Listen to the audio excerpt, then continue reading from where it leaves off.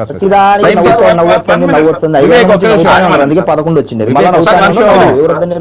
Sir. Janasena వాళ్ళు నీతులు మాట్లాడుతూ బూతుల గురించి ఖండిస్తుంటే దయ్యాలు వేదాలు వలించారు. నాయన బూతుల గురించి మా గురించి వద్దు, మీరు చెప్పాల్సి చెప్పండి. సరే, ఆయన ఏం చెప్తాడు వినొచ్చు కదా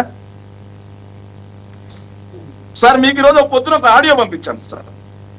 ఈ పార్టీకి చెందిన ప్రధాన కార్యదర్శి ఏదో స్టేట్ సెక్రటరీ ఒక ఆయన ఉంటారు సార్, జనసేన పార్టీకి చెందిన. నేను పేరు కూడా ఉచ్చరించదలుచుకోలేదు సార్. డిబేట్లకు వచ్చి కూర్చుంటారు సార్. ఇలాగే వివేక్ బాబు గారు వచ్చినట్టే డిబేట్లకు వచ్చి కూర్చుంటారు సార్. పార్టీ ఎవరైతే ప్యానలిస్ట్ ని డిబేట్ అయిపోయిన తర్వాత ఫోన్ చేసి మాట్లాడిన మాటలు మీరు వినుంటారు సార్. అవి నేను వినిపిస్తే అతను తిట్టినందుకు అంటారు సార్. చూసే వీక్షకులందరూ కూడా ఏమంటారంటే, ఇలాంటి చండాలమైన మాటలు మాట్లాడడానికి అతనికి బుద్ధి లేకపోతుండకపోవచ్చు, వినిపించడానికి శేఖర్ రెడ్డికైనా బుద్ధి లేదని చెప్పి నన్ను తిట్టుకుంటారు సార్.